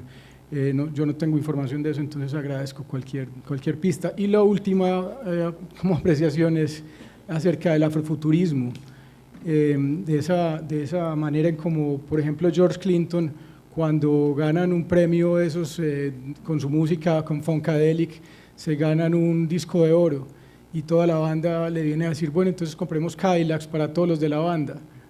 Y él dice, no, vamos a comprar una nave espacial. Como que se van de este planeta, ya sigue el viaje. Bueno, lo dejo ahí, gracias. Por allá. Bueno. Perdón. Muy bien. Yo realmente no sé si Manuel conoció a Edouard Glissant, un pensador antillano. Sé que conoció a Frantz Fanon, que conoció a Césaire, que era muy amigo de Damas, y todos esos trabajos están por hacer, ¿no? Esas conexiones, ¿no? Zápata Olivella y Damas, Senghor, que también fue amigo de Manuel. Hay un pensamiento caribeño, ¿no? Quizás yo conocí al premio Nobel, ¿no? En Madrid, en un congreso, en una escuela de verano de literatura, que escribió Homeros, con Derek, ¿vale? Esa traduce la epopeya griega en ese mar antillano, el Caribe, ¿no? Allí sigue escribiendo Stuart Hall, ¿vale? Allí está Sylvia Wynter, en ese Caribe donde hay filosofía, religión, literatura. Yo el autor no lo he leído, ¿vale? Quizás las metáforas que tú mencionas de ese autor, no lo he leído en el sentido de que en el doctorado en la Universidad del Valle me llegó un ensayo de él, pero no lo he leído directamente, sino a través un libro que van a publicar y me mandaron como evaluador, y era un contraste entre él y Se me escapa, el otro autor. Me pareció interesante, ¿no? El discurso antillano, creo que es el libro clásico con el que él se universaliza, ¿no? ¿Qué es lo que quiero mencionar? Que quizás el proyecto de él responde a una serie de metáforas que en el pasado surgieron allí en las Antillas, como el tema de la negritud, que es un tema que sí he trabajado mucho, ¿no? Como un proyecto poético, artístico, literario, estético, donde se reivindica una belleza afro, una filosofía afro, un proyecto de autonomía, un proyecto de libertad, una estética que yo llamaría no antillana, sino de la afrodiáspora, y la llevo a Colombia y la llevo al Pacífico, y estoy pensando en tus trenzas, estoy pensando en los vestidos, estoy pensando en la culinaria, por ejemplo, ¿vale? Estoy pensando en la poesía, una historia de la poesía antillana, pero también afrodiaspórica, de Pales Mato, de Guille, estoy pensando en Fernando Ortiz, en Cuba, y así sucesivamente, ¿no? Un pensamiento que reivindica todo ese universo antillano afro, ¿vale? Diverso a ese canon colonizador francés, inglés de las Antillas. Es una forma de reivindicar eso enfrentado al otro, ese choque cultural. Creo que de esa perspectiva se asocia a lo de Manuel en Colombia, a lo afro-brasilero, a lo caribeño, en la parte no solamente insular, sino en la parte continental. Creo que esa es la respuesta que te podía dar al respecto. Lo de los programas radiales, eso fue emisora nacional. Rafa, ¿dónde está eso? ¿Darío Venado lo tiene? No, Unimedio,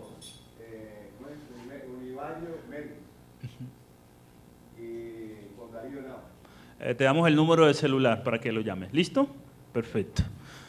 Él fue Darío Nava es la persona que dirige el programa de doctorado en humanidades, en estudios afro-latinoamericanos, y él está publicando un libro en portugués sobre Changó. Y llevó a la universidad el traductor de Changó al portugués, un profesor de Río de Janeiro, ¿no? Ya está en portugués, una segunda versión de la novela, ¿vale? ¿Qué más te digo? Él dirigió La Palabra, hacía la Feria del Libro. Le objetamos que nunca hizo dentro de la Feria del Libro una actividad dedicada a Manuel Zapato Olivella. Él dirigió eso 15 años aproximadamente, ¿vale? Muy bien. Lo del afroturismo, no sé en qué sentido. Podríamos hacer festivales para... Yo lo que sueño, mira... no sé si estás hablando después del posconflicto, lo que pasaría en las zonas afros en cuanto a los territorios. No sé si eso lo podríamos entender para hacer ferias donde los libros nuestros se expongan, ¿vale? No sé si un afroturismo es un concurso de modelaje, de belleza, si es un concurso de vestidos afro, si es la culinaria, como pasa en Petronio Álvarez, si es la música, si es la tradición del Pacífico, si es unir el Pacífico con el Atlántico y así sucesivamente, ¿no? No sé si se podría entender de esas perspectivas, ¿vale? Por allá.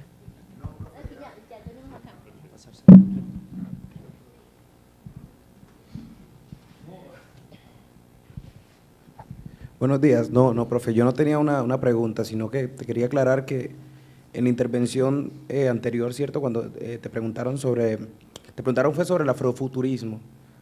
Sí, afrofuturismo, no afroturismo, sí. Pues yo también quedo un poco perdido, ¿cierto? Porque el concepto sería nuevo para mí, lo de afrofuturismo, pero era eso, no era afroturismo. Solo quería decir eso, no era una pregunta. Bueno, gracias por interpretarme bien, porque la verdad sí es una palabra que es un poco confusa y yo no me demoro un segundo, pero trato de explicar de qué se trata. Pero me sorprende también un poco que no se entienda rápidamente. Por eso mencionaba a George Clinton, que tal vez a través de la música y a través de la escritura creativa es que se puede pensar esto por la gente joven.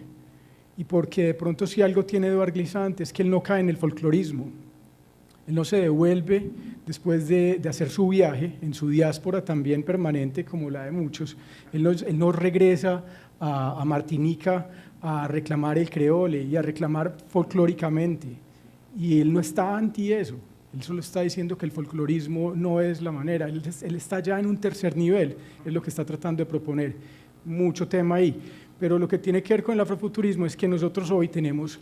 Si no es a través de los deportistas y a través de todas esas figuras que tú bien dices, no son las figuras, es tal vez a través de la música y de la escritura y de las músicas, y es de esas historias y de esas ficciones a través de las cuales se puede trabajar. Ese es como el potencial que yo veo, y si hay alguna propuesta para hacer, no es un concurso de esto o de lo otro, sino de una escritura creativa, de tratar el tema desde la escritura creativa. Ven, precisemos una cosa, ahora que ya yo entendí afroturismo, yo decía, pero ¿en qué sentido será? Tú hiciste afrofuturismo. Listo, por favor, mira. No, yo creo que tú no llegaste cuando empecé la ponencia, ¿no? ¿Sí? En un libro que yo escribí, que se llama La imaginación creadora afrodiaspórica, 2014, una editorial mexicana de Morelos en Cuernavaca. ¿Cuál es el tema? Mira, amigo, para que me puedas captar, y el público en general. Para mí, lo más esencial en la especie humana es la imaginación creativa. Tú mencionaste psicoanálisis. Ese término yo lo tomé prestado y robado de un psicoanalista que me encanta, griego, Cornelius Castoriadis. Toda su obra reivindico ese concepto, la imaginación creadora del hombre. Yo intenté vertir eso sobre toda la afrodiáspora. Y yo me dedico a eso, a mostrar el elemento imaginario afrodiaspórico. En una maestría me invitaron en la Universidad del Cauca y yo di un seminario sobre estética afrocolombiana. Pues no lo voy a pensar desde Kant, desde la crítica al juicio, por ejemplo, ¿vale? Ni la voy a pensar desde el Fedro, de Platón, ni de Hippias Mayor. ¿Cómo la hago? Pienso en la mujer y empiezo a ver belleza. y hago belleza con su cuerpo, sin cirugía, ¿no? Sin ningún tipo de cirugía. Me planteo el tema de Malcolm X y empiezo a reivindicar. Y empiezo por el cabello y todo, y lo poetizo, sin ver erotismo, como se suele ver. ¿Vale? Eso en cuanto hago el cuerpo, no solamente viendo como un objeto erótico, sino como un ente divino, pero lo llevo al campo de la sensibilidad. Y capto poesía, y hago una estética poética desde allí, desde la expresión oral, desde la palabra, desde el verso, desde la musicalidad, pero cojo la música y empiezo a hacer una teoría musical sobre eso, y cojo la tradición oral y pienso en las mujeres del Pacífico, Teresa, Marigrueso, en el Sina Valencia, y digo, esta es la herencia de Candelario Beso, y hago una historia de la poesía, porque en la mayoría de las historias de las poesías no aparecen las autoras afros, ni los hombres, ni los jóvenes, casi en todas las historias de la poesía en Colombia. Entonces, intento hacer una historia poética donde un empresario del norte decía, uy, ¿de cuándo acá los negros poetas y no saben hablar? El gerente de una gran empresa, cuando alguien les fue a pedir apoyo para publicar un libro, ¿no? Entonces, sí ves lo que pasa, ¿no? Entonces, ¿qué es lo interesante aquí? Que yo empiezo a desconstruir esos esquemas imaginarios de cómo nos han visto a nosotros, que ustedes solo son buenos para el fútbol, para el deporte, para el boxeo, para los elementos religiosos. Ese canon hay que romperlo. Por eso yo dije una metáfora de Manuel, las nuevas luchas hay que darlos en la academia, en la universidad, ¿vale? Que estaba escrito por Changó. Desde esa perspectiva, hacer congresos, hacer seminarios, revistas, editoriales, programas radiales. Yo he estado en Brasil muchos tiempos y muchos años, y allá el movimiento afro está mucho más organizado, ¿no? Allá, por ejemplo, está la revista que se llama Raza, va como en el número 500. Aquí tenemos Afro, tenemos Ébano. La semana pasada en el Inter, 15 días se hizo el relanzamiento de la revista Afro. Me olvidé de traer a regalar un número. No, Ébano, la revista Ébano, en el Inter. Raza es la del Brasil, de Sao Paulo. Mauricio Pestana es su amigo que dirige la revista. Estos son todos los espacios donde eso que ustedes le llaman la lucha no es en los consejos comunitarios, no es por las consultas previas, nada más, no es por la reivindicación del territorio, es una lucha en todos los frentes, que yo le llamo creativos, imaginarios. A mí me hubiese gustado ver aquí a los movimientos sociales, a los consejos comunitarios, ¿vale? No solamente la minoría de grupos, todos estos eventos hay que hacerle mucha publicidad, pero ustedes están con la misma encrucijada nuestra, ¿no? Si es una convocatoria política, eso se llena. A mí me pasa eso en el Cauca, ¿no? Este libro lo quieren lanzar en la asamblea y yo casi que me opongo porque casi nunca he hecho eventos políticos, ¿no? Porque el presidente de la asamblea es un chico afro y me dijo, no, vamos a lanzar este libro en la asamblea. Yo voy a convocar a todo el mundo. Yo digo, yo creo que va a ser el primer evento que vamos a hacer y se va a llenar a multitud y no, porque van los líderes políticos. Lo que pasa es que los líderes políticos casi no son intelectuales y esa es la tragedia del movimiento afro.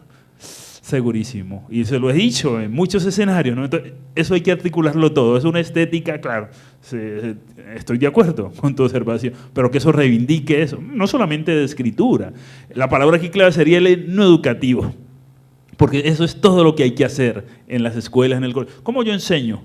Con dibujos, pero no con la cartilla Nacho Lee, que fue la que vimos, de las imágenes todas eran blancas, no habían indígenas, no había nada. Entonces, va a tener ese profesor en ese colegio privado de Cali tan rico y me van a rechazar. Porque esos clichés, no, es que aquí no hemos tenido profesores negros y tienen que ser el empresario, el gerente, el arzobispo, el monseñor. En todos los frentes tiene que haber. El trabajo es grande, inmenso, apenas empieza. Por eso estamos creando todos los focos culturales. Esto empezó en 1905, esto empezó en Harlem, esto empezó con el movimiento negro, esto empezó con el movimiento antillano, esto empezó por el gran debate que tuvo Wole Soyinka, el novelista, con Senghor, en torno a un debate, tigritú, negritú, un polémica, dos países, Nigeria, Senegal. Luego uno se trasladó a París y el otro se trasladó a Estados Unidos. Entonces, son africanos, pero ¿qué es lo auténtico africano? El uno lo trataba al otro, tú eres un alienado. O sea, no, tú estás defendiendo a los autores de expresión. Eso era lo que se refería en ese gran debate intelectual. Es el movimiento afrodiaspórico, pero es en la academia en Estados Unidos, ¿no? Los estudios culturales hoy. Hoy tenemos que en tal universidad en Estados Unidos, Anthony Bogue y su libro clásico, ¿no? Esto es lo que emprende a Gilroy, Paul Gilroy con su libro, El Atlántico Negro. Son todos esos intelectuales en Estados Unidos, en la academia. Yo le llamo el movimiento creativo de la afrodiáspora. en la teoría, en la praxis, en el ágora, en todos los escenarios, y estamos para eso, de eso se trata. Esa es la imaginación creadora. Yo digo que siempre me dedico a eso y no sigo haciendo estadística de cuántos negros vivían en las minas. Que muchos historiadores siguen haciendo eso no tiene sentido, hay que enterrarlo. Hay que mostrar todo lo bello que hicimos en todas las disciplinas y en todos los campos. Y hay profesores que se siguen enalteciendo, que dice la investigación en la mina de tal. No, eso ya no se requiere. Quiero ver qué me hiciste allí en Condoto, qué me hiciste en Puerto Tejada, qué me hiciste en Villarrica, pero allá en San Andrés, pero lo creativo, lo que nunca nos dijeron, ¿vale? El artista, el escritor, el poeta, el boga, el músico. Este es el elemento imaginario, este es el trabajo por hacer. Si a eso tú le llamas futurismo, bienvenido sea, ¿vale? Lo último, el campo de la ciencia, donde la gente dice que no hay científico y creador. Yo me atrevo a hacer un trabajo de cuero, el científico de Buenaventura que enseña en Estados Unidos, que fue polémica, que no tenía patente. En ese libro, La imaginación increíble, hice una historia de la ciencia desde la afrodiáspora, cómo podría ser. Muchas gracias. Bueno, buenos días. Ya finalizando jornada, hay como 4 o 5 intervenciones en lista, entonces vamos a solicitar que sean más bien breves. Bueno. Muchas gracias al profesor William por tan importantes aportes, por tan sentidos aportes que son comunes, así como la lucha, que también es desde todos los frentes. Y desde este frente también va un aporte, y es el frente de Cátedra Sudea Diversa. E hiciste una claridad que jugué con respecto al árbol, contarte pues que ese árbol, que ese árbol que contemplamos ahorita, que si la compañera lo pudiera poner allí, ese árbol es el tulipán africano. La ceiba también se contempla en ese árbol, lo mismo que también se contempla el árbol de jagua de nuestras comunidades indígenas, ¿cierto? Allí está reflejado, porque quisimos tener desde este frente esa lucha epistémica y simbólica. Queríamos también contar que el tulipán africano era un árbol de África que cuando el hermano africano era sacado de su tierra, tomaba la fruta, las semillas, que eran medicinales, y eran los que le ayudaban a soportar todo el exilio, todo ese desarraigo. Y por eso hoy vemos Latinoamérica sembrada de tulipán africano. Por eso también está allí, y se contempla en las otras iniciativas. También estamos haciendo un frente desde lo audiovisual, ¿cierto? Entonces, esa claridad. Listo. Bien, la claridad. ¿Ah? Usted había pedido la palabra. Entonces, me levanta la mano, por favor, para ver el orden. Quiero hacer 2 apuntes muy breves. El primero tiene que ver con los premios de Manuel. Es el único colombiano que ha recibido el Gran Premio de Novela en Brasil con Changol Gran Putas, y eso se debió, entre otras cosas, a esa capacidad de Manuel para tejer redes intelectuales del pensamiento afro con el gran hermano Abdías do Nascimento, director de la revista Quilombos, que es otra revista profundamente revolucionaria en los años 50. Otro punto que me gustaría señalar es una anécdota que cuenta Manuel cuando llega a Senegal, porque en Senegal no lo reconocían como afro, y no lo reconocían como afro precisamente, dice Manuel, porque la estructura del pensamiento colonizado sigue replicando sus desastres incluso en los mismos pensadores africanos y afrodescendientes. Y un tercer punto que quiero suscribir es la relación de Manuel con el conocimiento de las culturas ancestrales de América. Yo creo que Manuel es el gran investigador del pensamiento indígena, del pensamiento ancestral americano, y él lo sabía muy bien cuando hace la historia de la negritud y recuerda que el primer movimiento de la negritud en Haití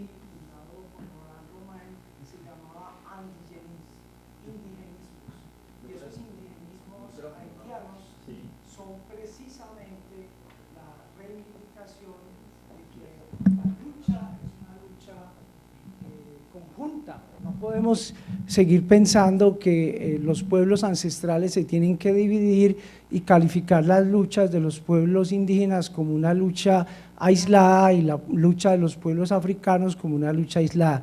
Los pueblos ancestrales son hermanos precisamente en esas luchas y en esas concepciones de la naturaleza, y creo que ese fue el gran aporte, la gran lección que nos dejó Manuel.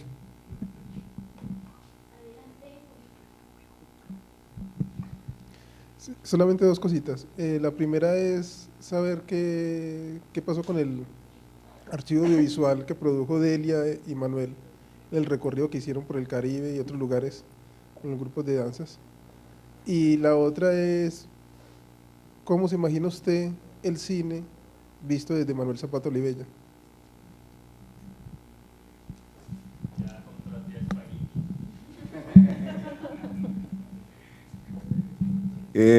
Yo quiero fortalecer la idea que está planteando William aquí, en términos de dónde son las luchas hoy, dónde privilegiarlas. Bueno,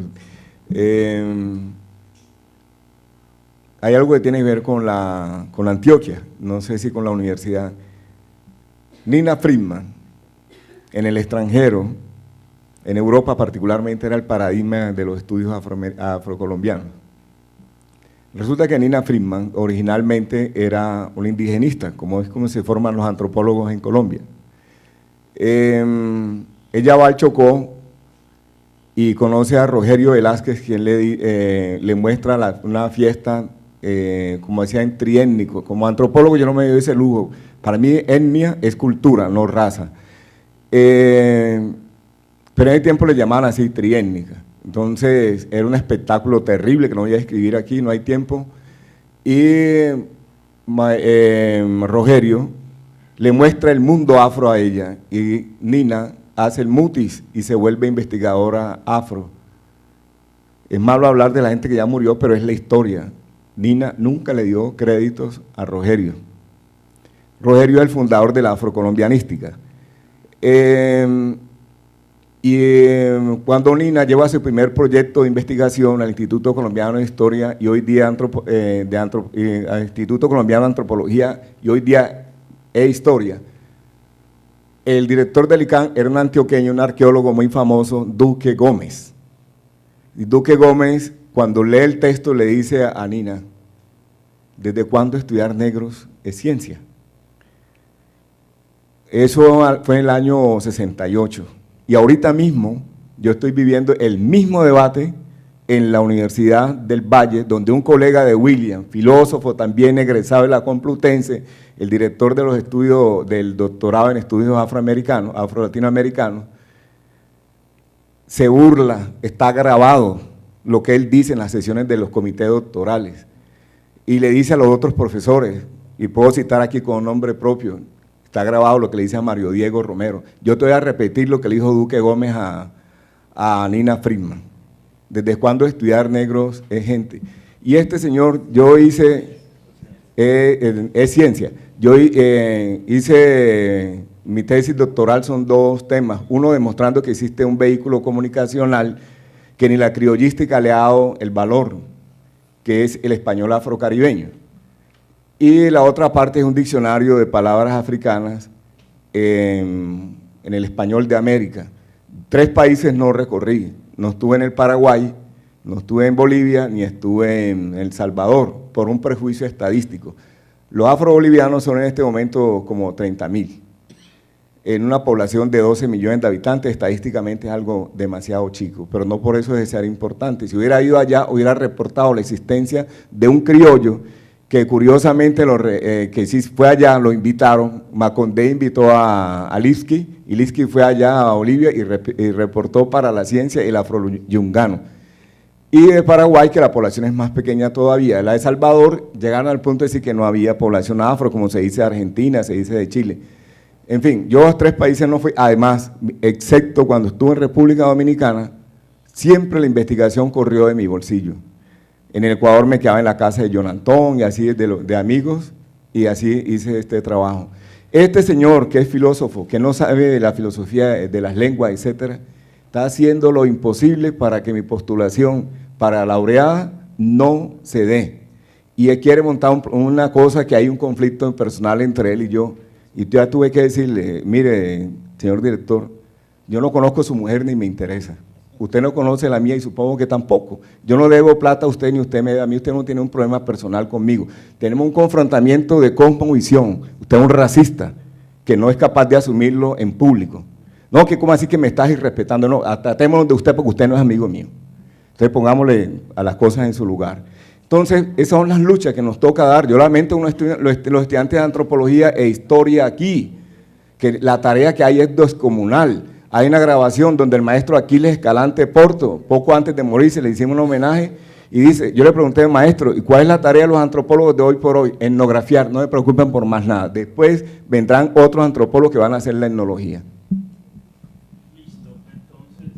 Yo no sé, William, si puede recoger por ahí todo en 6 minutos. Menos tiempo. La síntesis, por favor. El arte de la brevedad. Decir con pocas palabras muchas cosas. Una especie de haiku académico e intelectual. Yo me reivindico con todo lo que estás mencionando, solo que una anécdota muy chévere con Adías de Nacimiento, que era un gran amigo de Manuel, pero gran amigo, donde él se quedaba en Sao Paulo. Y cuando fue Darío Henao, Darío Henao es lo opuesto al vicedecano de Humanidades. Y él cuando estamos así finge una cosa, pero por detrás es otra cosa, ¿no? Él no es capaz de justificar.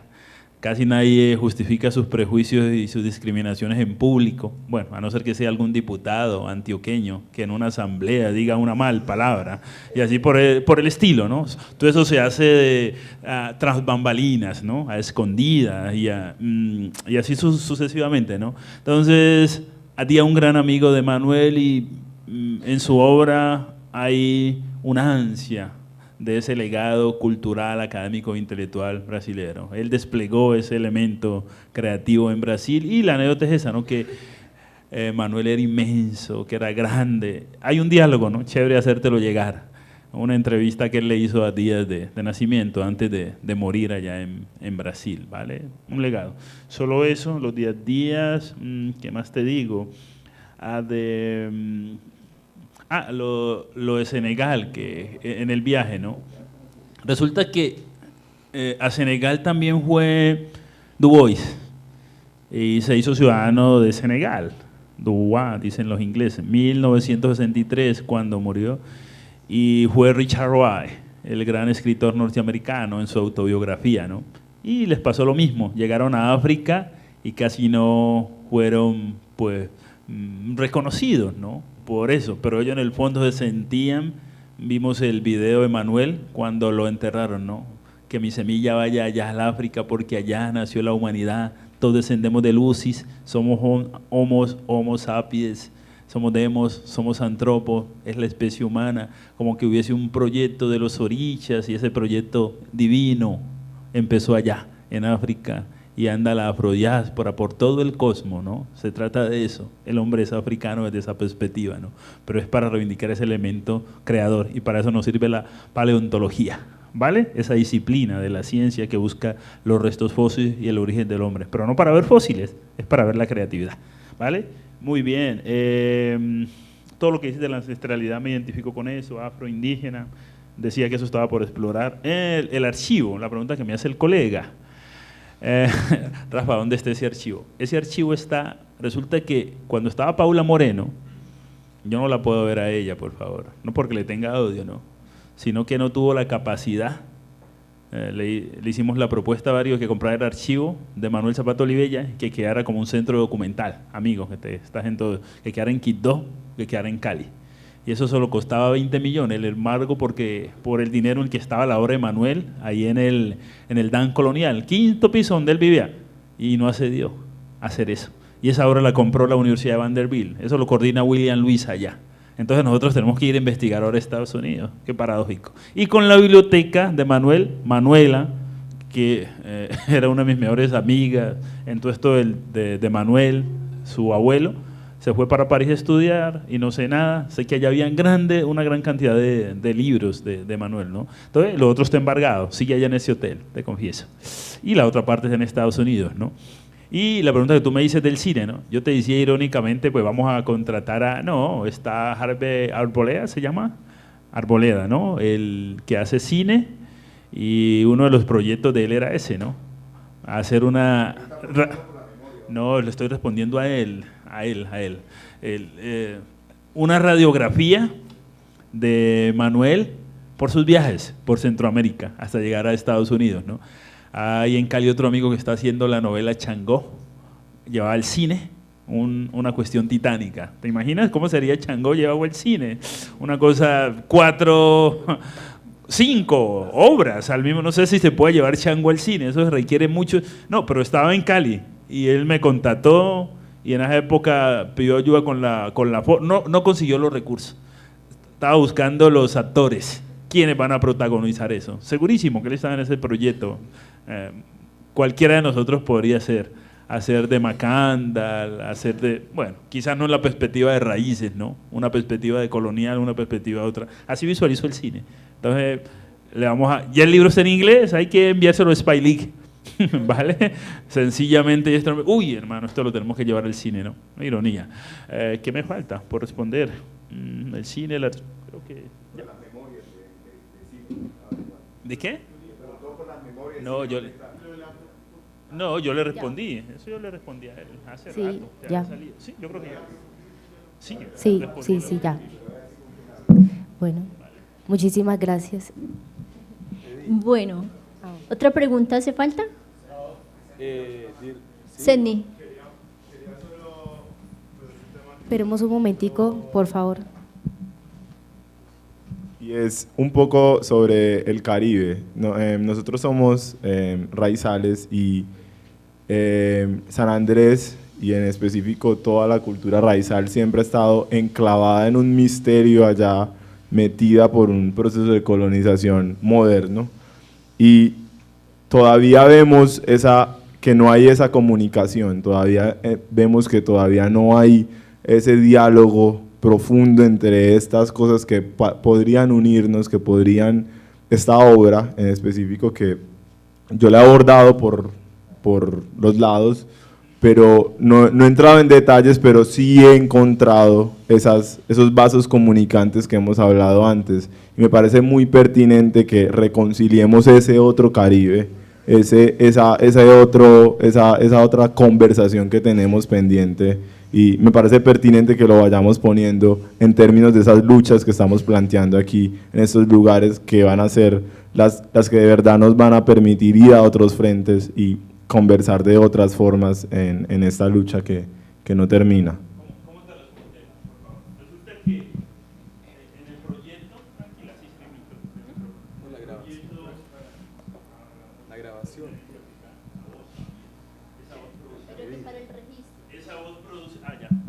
La voz que produce Aguacero es realismo mítico, ¿vale? Un chorro de agua, pero no porque la haya hecho nada más el Nobel. Eso estaba también en los africanos, ¿no? La voz produce Aguacero. Amigo, colega, Ecovio, hermano, no sé.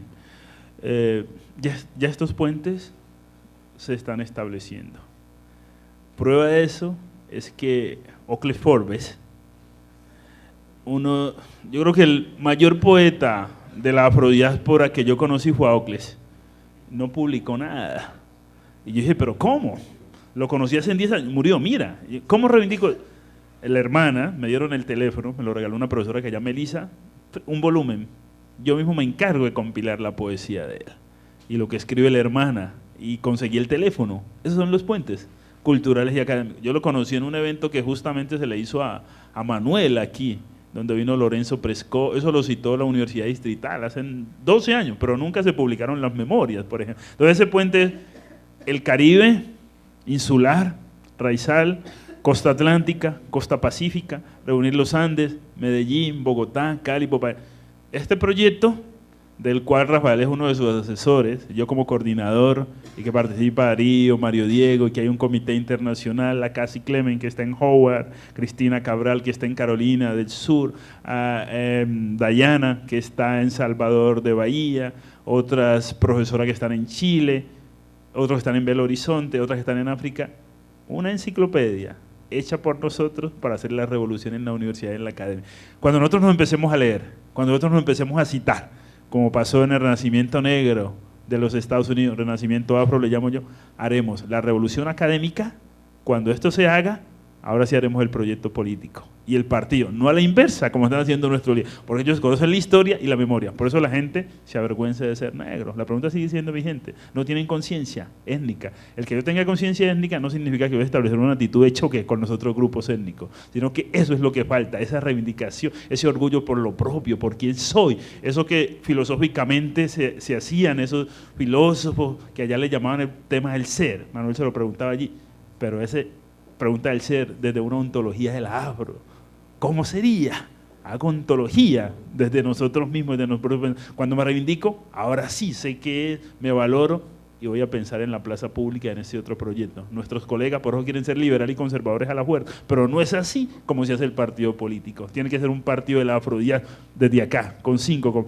El más cercano a eso ha sido Juan de Dios, en medio de sus errores. El más cercano ha sido Smith Smith. Y todos los movimientos que quieren reivindicar eso. Eso no se hace siendo liberal ni conservador o estando en cualquiera de esos frentes. Quizás estando en un partido alternativo, como el Polo o el Verde, alguno de esos tipos, pero propiamente un proyecto político autoidentitario que rescate la autonomía, que rescate nuestra memoria y la ancestralidad.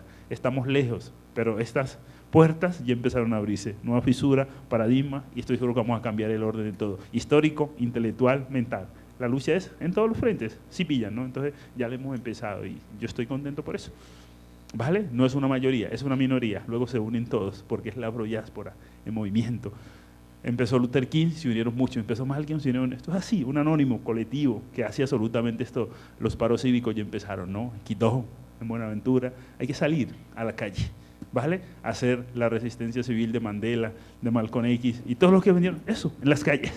Vamos a crear bastones afros, como hacen los indígenas, para hacer luchas que reclamen eso, ¿no? Autonomía, identidad, la memoria. Bueno, un placer.